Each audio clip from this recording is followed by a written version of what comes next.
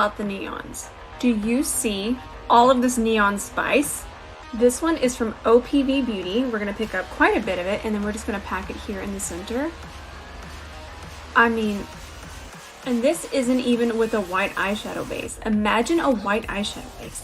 All right, let me finish up the eye. Look at the newness here that I have in my hands from Wyra Cosmetics. These are the Dream Canvas Color Correcting Primer Balms. Now let me show you how I've been using them. Grabbing the green for the redness in my cheeks, like here and here. Just a hint of the orange for my under eyes. Just a little bit. And then I apply the translucent one to the rest of my face. So I'm gonna work in the translucent first. Then I'm gonna work in the green. You'll start to see that redness really be canceled out almost immediately. Not only are they gonna help with color correcting, they're gonna be very smoothing, and they're gonna help with the longevity of your makeup. I'm gonna switch to a smaller brush for the under eye. On my no makeup days, I actually grab just the orange corrector and I put just a little bit underneath my eye and I wear that alone. I really can't wait for y'all to experience this texture. It honestly, this feels like a cloud on my face. The yellow primer doesn't suit my pink to neutral tones, but if you have warm undertones and you start in the medium range, this right here is going to be beautiful on you. It's gonna be very warm and very brightening. So my skin now looks pretty even on its own. I'm not gonna go as full coverage. I feel like I don't have to now.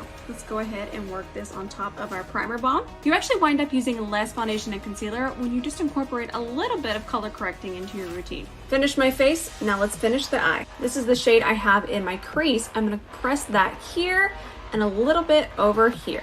Now I'm gonna show you what it looks like with white base. Smooth that on. By the way, this is an amazing, affordable white base. Back into the pigment. Let's press that on. Neons do have quite a bit of fallout, so this is gonna help catch that. Look at that. Comb out these bottom lashes, and there you have it. And here we have the finished complexion.